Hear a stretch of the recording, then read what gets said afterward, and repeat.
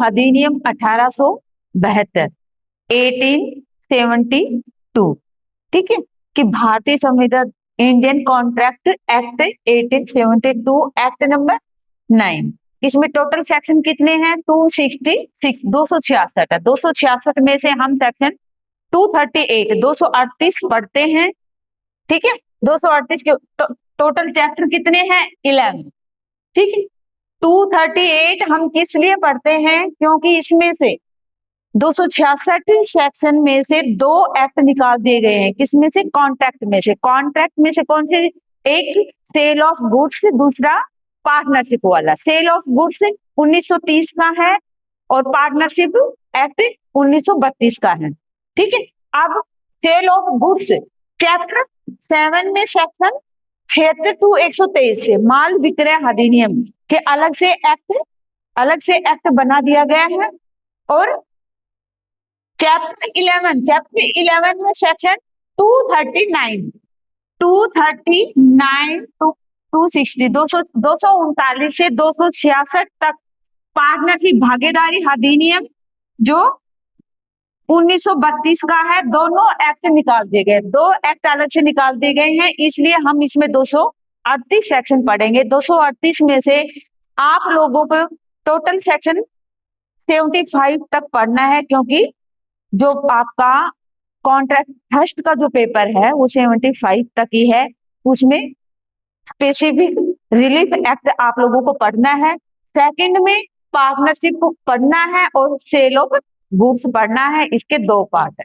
जैसे कॉन्स्टिट्यूशन में आप सेकंड पार्ट की आर्टिकल 1 to 51 ए तक है, मौलिक कर्तव्य तक है कि आपका कॉन्स्टिट्यूशन पेपर फर्स्ट आता है इसमें। और सेकंड में कि आर्टिकल 52 से लेके 395 तक का सेकंड पार्ट है। ऐसे ही कॉन्ट्रैक्ट में है 2 पार्ट है, 2 पेपर होंगे आपके, फर्स्ट और सेकंड। कॉन्ट्रैक्ट एक्ट 25 अप्रैल 1872 को किसने? 1872 को राष्ट्रपति ने सिग्नेचर किए। आर्टिकल कहाँ पे करता है? आर्टिकल 111 के अकॉर्डिंग राष्ट्रपति इस पे सिग्नेचर किया 25 अप्रैल। और 1 सितंबर 1872, 1 सितंबर 1872 को कॉन्ट्रैक्ट एक्ट आप लोगों को लागू हुआ। प्योर ये इंग्लिश लॉ पे आधारित है, ठीक है, इंग्लिश लॉ के पर आधारित है। अब बात आती है इसमें कि सेक्शन 1 शॉर्ट टाइटल की संक्षिप्त नाम कि एक भारत का संविधान। सेक्शन फर्स्ट शॉर्ट टाइटल कि भारत एक संक्षिप्त क्या है? संक्षिप्त नाम की है अधिनियम भारतीय संविधान अधिनियम 1872 कहलाएगा, ठीक है। ये सेक्शन आपका 1 बोलता है। उसके बाद आता है एक्सटेंड विस्तार और उसका प्रारंभ। विस्तार कहाँ पे है? कि इसका होल ऑफ इंडिया, ठीक है। 31 अक्टूबर 2019 से ये क्या हो गया है? होल ऑफ इंडिया, संपूर्ण भारत पर सब एक्ट लागू होते हैं।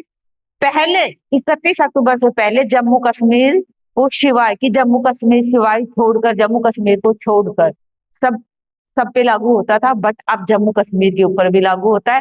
पहले जम्मू कश्मीर के ऊपर क्या रणबीर एक्ट था वो लागू, ठीक है। 31 अक्टूबर से अब संपूर्ण भारत पर भारतीय संविधान अधिनियम लागू होगा 31 अक्टूबर 2019 से। अब इसके बात यह विस्तार और प्रारंभ में 1872 कि 1 सितंबर 1872 जुडिशरी या AIB से रिलेटेड भी क्वेश्चन बनता है, ठीक है, कि सिग्नेचर कब हुए? 25 अप्रैल 1872 को है। एक्ट नंबर 9 भी जुडिशरी से पूछ सकता है कि कॉन्ट्रैक्ट का एक्ट नंबर क्या है, तो वो 9 है। ये तृतीय विधि आयोग से बना है, तृतीय विधि आयोग, ठीक है। कॉन्ट्रैक्ट आपका अब 1 सितंबर 1872 को ये भी जुडिशरी का क्वेश्चन बनता है, AIB का भी बनता है, इंग्लिश लॉ से बन रहा है, ये भी शॉर्ट क्वेश्चन बन रहा है। टोटल चैप्टर कितने हैं? ये ऐसे भी क्वेश्चन बनता है, ठीक है। 31 अक्टूबर 2019 में जुडिशरी का क्वेश्चन बन रहा है इसमें भी, ठीक है। और अब बात आती है जुडिशरी में ऐसे भी पूछ लिया जाता है कि कौन से पैरे में क्या है। तो फर्स्ट में सेक्शन में कि संक्षिप्त नाम टाइटल बता रहा है, फिर सेकंड पैरे में एक्सटेंड बता रहा है कि जम्मू कश्मीर में भी लागू होगा वॉल ऑफ इंडिया संपूर्ण भारत पर 31 अक्टूबर 2019 से। फिर उसके बाद की यह 1872 के प्रथम दिन, ठीक है, डिक्लोर्ड बेयर एक्ट में हिंदी लैंग्वेज में कि प्रथम दिन, प्रथम में 1 सितंबर 1872 को लागू होगा, लागू हुआ है, ठीक है। इसमें फिर सेविंग है, सेविंग के बाद सेक्शन 2 आता है। सेक्शन 2 क्या बोलता है? सेक्शन 2 के अंदर 10 डेफिनेशन है, 10 परिभाषाएं हैं, ठीक है। 10 परिभाषाएं क्या है कि इन 10 परिभाषाओं को समझ लो कि भाई ये डेफिनेशन बता रही है, इन्हीं के अंदर फिर हम पूरा 15 नंबर का क्वेश्चन पूरा डीपली तरीके से पढ़ेंगे। तो 10 डेफिनेशन, 10 डेफिनेशन में फर्स्ट डेफिनेशन क्या है? परपोजल, ठीक है। परपोजल, परपोजल को क्या बोलते हैं हिंदी में? प्रस्ताव या ऑफर, ठीक है। सेक्शन 2 10 परिभाषाएं हैं, इसमें सेक्शन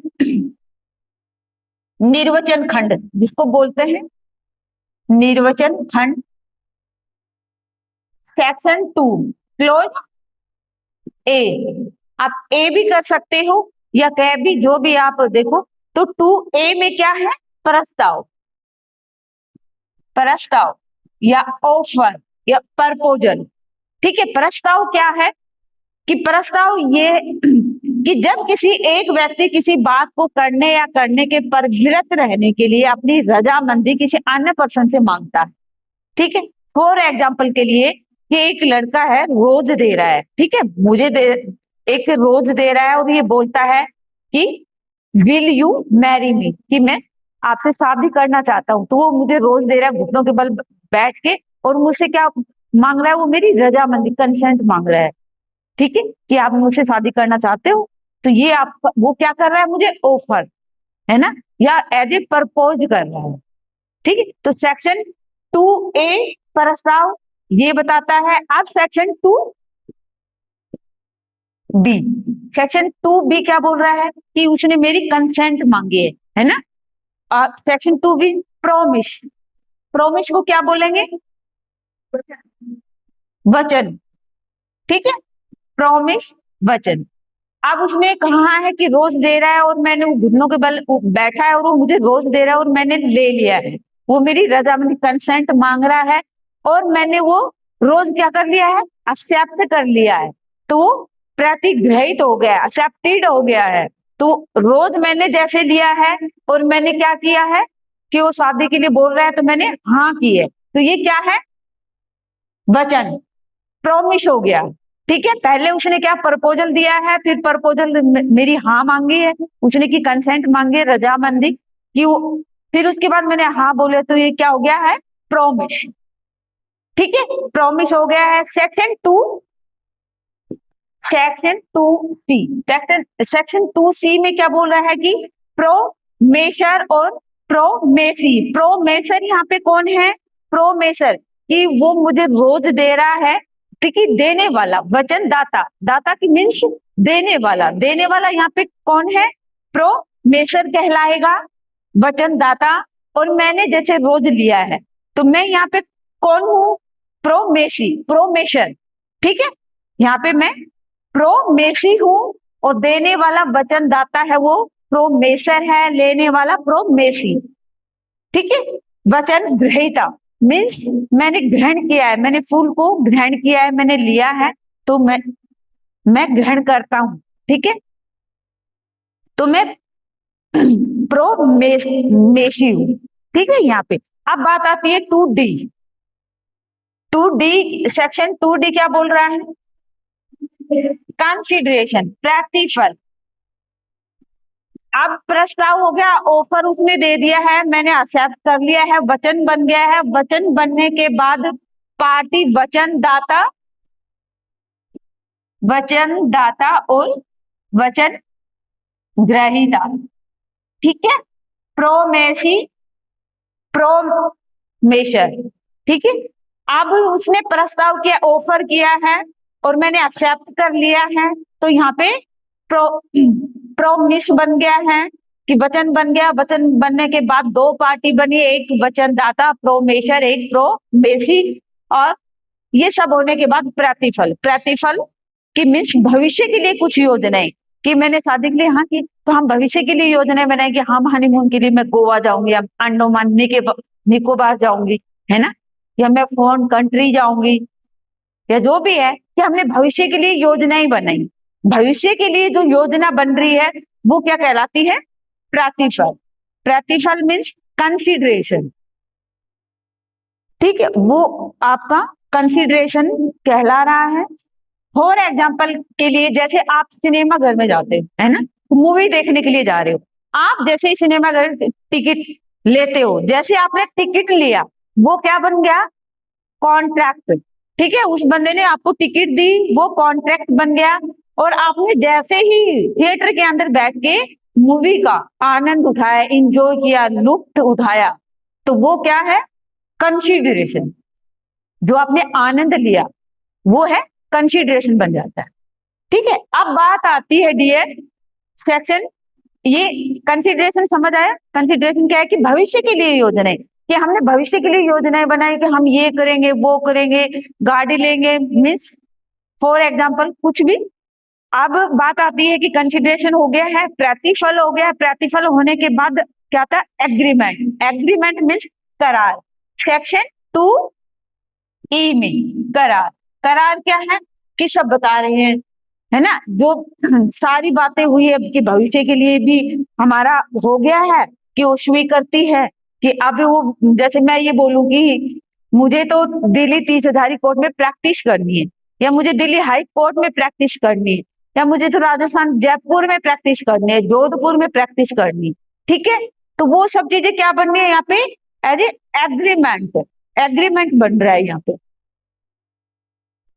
ठीक है, अब एग्रीमेंट बन गया है। एग्रीमेंट बनने के बाद सेक्शन 2F आता है। सेक्शन 2F क्या है?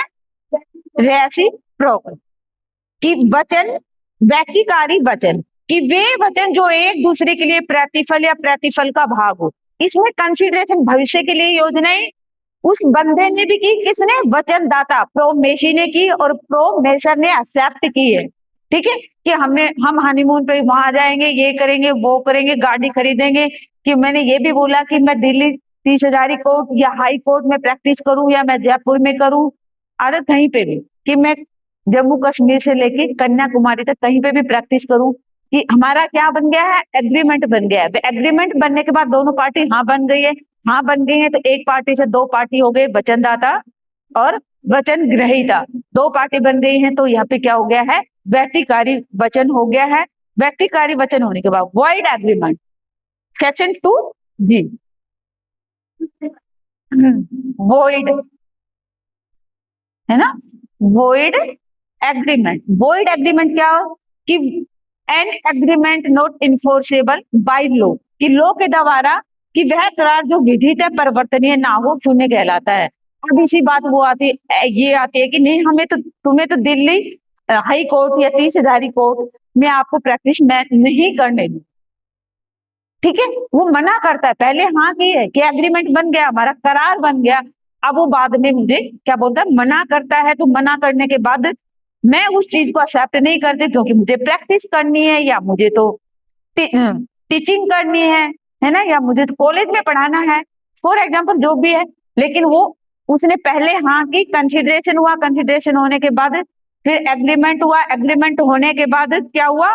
व्यक्तिकारी वचन हुआ, व्यक्तिकारी वचन होने के बाद हाँ कर दिया। लेकिन अब मना कर रहा है, तो अब वो मना कर रहा है, तो मैं ये बोलूंगी नहीं, मुझे तो पढ़ाना है, मैं तो शादी नहीं करूंगी, या मेरी बातें नहीं मान रहे, तो मैं तो इस एग्रीमेंट को वैलिड नहीं मानती। ठीक है, जो जो विधित है परिवर्तनीय ना हो, कि an agreement not enforceable by law is said to void है। ठीक है, अब अगर हाँ या ना जो भी चल रही है, ठीक है, अब वो हाँ भी कर लेता है, चलो ठीक है, प्रैक्टिस करने देंगे, या कॉलेज में आपको पढ़ाने देंगे, टीचिंग करने देंगे। फिर उसके बाद बात है कॉन्ट्रैक्ट। कॉन्ट्रैक्ट सेक्शन 2 एक्ट में, कि कॉन्ट्रैक्ट, है ना, संविदा, संविदा बन गई कि हमारी संविदा बन गई। अब हमारे दोनों का कॉन्ट्रैक्ट बन गया है कि अब हम शादी करेंगे। ठीक है, वह करार जो विधित है, परिवर्तनीय हो, वो क्या कहलाता है? An agreement enforceable by law is contract. तो वो आपका कॉन्ट्रैक्ट कहलाता है। ठीक है। अब बात आती है डीएन, कॉन्ट्रैक्ट हो गया 2 एस में। कॉन्ट्रैक्ट होने के बाद आई आता है वॉइडेबल कॉन्ट्रैक्ट, सेक्शन 2 क्लोज आई। वॉइडेबल कॉन्ट्रैक्ट, वॉइडेबल कॉन्ट्रैक्ट है कि शून्य करनी संविदा। फिर वो बाद में ऐसे बोलते कि नहीं, मैं तो नहीं करने दूंगा, है ना, प्रैक्टिस भी नहीं करने दूंगा या टीचिंग भी नहीं करने दूंगा। ऐसे चलते हैं आज भी हमारे समाज में, ऐसे मतलब रूडली विचार हैं लोगों के कि लेडीजों को मतलब बढ़ने नहीं देना चाहते या जो भी है कि दबा के रखना चाहते हैं ना, ज्यादा संस्कारी बने रहे तो ही बेटर है ना। इस चक्कर में कि मैं नहीं करने दूंगा प्रैक्टिस, क्योंकि मुझे तो साथ लेके जाना है, या जो भी हम तो विदेश में रहेंगे तो आप यहाँ दिल्ली में या जयपुर में प्रैक्टिस कैसे करोगे, ये ऐसे वैसे जो भी अपने इशू रख रहे हैं बाद में। तो उसके बाद मैं बोलती हूँ कि नहीं, मुझे तो प्रैक्टिस करनी है और या मुझे तो टीचिंग करनी है, मैं ये शादी नहीं करना चाहती, है ना। तो एक पार्टी के ऊपर मैं नहीं करना चाहती, वोइडेबल एक पार्टी की, जैसे आपने हिंदू मैरिज एक्ट में सेक्शन 5 में भी पढ़ा है ना, उसकी कंडीशन में कि void, void marriage, voidable, valid marriage, उसमें भी यही है कि एक पार्ट वोइडेबल में एक पार्टी के पक्ष में पावर होती है। ठीक है, कि मैं मना कर रही हूँ कि मुझे नहीं पढ़ना, सॉरी मुझे शादी नहीं करनी। ठीक है, तो मैं उस कॉन्ट्रैक्ट को क्या कर देती हूँ, वॉइडेबल, शून्य करने कर देती हूँ, एक पार्टी के पक्ष में राइट होता है। फिर उसके बाद वॉइड कॉन्ट्रैक्ट आता है सेक्शन 2 जे में कि जो संविदा विधिता परिवर्तनीय नहीं रह जाती है तब शून्य हो जाती है। अब उसने प्रपोज किया, प्रपोज करके उसे ऑफर किया, प्रपोजल हुआ, प्रोमिस हुआ, प्रोमेशर, प्रोमेसी हुआ, कंसिडरेशन हुआ, फिर एग्रीमेंट हुआ, फिर व्यतिकारी वचन हुआ, फिर वॉइड एग्रीमेंट हुआ। ठीक है, हम शून्य करार भी हुआ, फिर कॉन्ट्रैक्ट हुआ कि कॉन्ट्रैक्ट हो गया। कॉन्ट्रैक्ट होने के बाद वो अपनी कंडीशन रखने लगा, मैं उस कंडीशन को फॉलो नहीं करती क्योंकि नहीं हो तो वॉइडेबल। ठीक है, उस कंडीशन को फॉलो नहीं करे तो वो वॉइडेबल कॉन्ट्रैक्ट है। उसके बाद मैंने उसको शून्य करने कर दिया है, संविदा को शून्य करने कर दिया है। फिर बाद में कि वॉइड कॉन्ट्रैक्ट की संविदा टोटल खत्म, शादी वादी सब कैंसिल। ठीक है, 10 डेफिनेशन आप लोगों की कंप्लीट हुई। एज ए फॉर एग्जाम्पल के तौर पे आपको कि ये याद रहे। ठीक है, वैसे तो हमें पढ़ना तो जो लॉ के अकॉर्डिंग जो डेफिनेशन वगैरह हैं हमें उसी के अकॉर्डिंग पढ़ना है डियर। अब बात आती है कि संविदा कॉन्ट्रैक्ट, कॉन्ट्रैक्ट की 2 प्रकार के हैं। संविदा के प्रकार, संविदा के प्रकार 2 हैं। ठीक है, 2 हैं। 2 कौन कौन से? एक विवक्षित, विवक्षित अभिव्यक्ति संविदा और एक विवक्षित संविदा की एक्सप्रेस कॉन्ट्रैक्ट की वो संविदा जो लिखित, ठीक है, कौन से? जो लिखित प्लस मौखिक, ये कौन सी संविदा कहलाती है? अभिव्यक्त, अभिव्यक्त संविदा वो होती है जो लिखित हो और मौखिक हो, कि रिटर्न में हो और ओरल में हो। ठीक है, रिटर्न के द्वारा की गई संविदा वैलिड होती है। ओरल में जो भी मैं बोल रही हूँ अभी जो मैंने बोला वो सब ऐसे ही था, रिटर्न में नहीं था ना कि वो प्रपोज कर रहा है, ये वो जो भी था वो मैं ओरल में बोल रही थी, है ना। तो वो ओरल में वो क्या है? वर्ड है। और मैं रिटर्न में लिख के दे रही हूँ कि सब कुछ मैं कर रही हूँ तो वो वैलिड है। लिखित प्लस मौखिक ये क्या कहलाती है संविदा? अभिव्यक्ति संविदा। ठीक है, बात आती सेकंड, ये फर्स्ट है आपकी, सेकंड आती है विवक्षित इम्प्लाई। ठीक है, संविदा ये क्या? एज ए कंडक्ट के द्वारा, as a conduct implied contract जो कंडक्ट ऑफ द पार्टी। ठीक है, आचरण के द्वारा, आचरण से बनने वाला कॉन्ट्रैक्ट जिसमें संवाद नहीं है, कि मैंने बोला नहीं, इसमें क्या है, संवाद नहीं है। फॉर एग्जाम्पल के लिए आप मदर डेयरी में जाते हो, mother dairy, sorry, mother dairy में आप जा रहे हो, तो एज ए जैसे 60 रुपए लीटर दूध है, ठीक है, आप वहां जाके उसको क्या बोलते हैं, 30 रुपीज दे देते हो, किसको, मदर डेयरी वाले को। आप उस विंडो से 30 रुपीज दे देते हो वहां पे जाके, और वो आपने बोला नहीं कि मुझे आधा लीटर दूध चाहिए, बट उसने जैसे ही 30 रुपीज देखे, 30 रुपए देखे कि आधा लीटर आता है दूध, उसने आपको आधा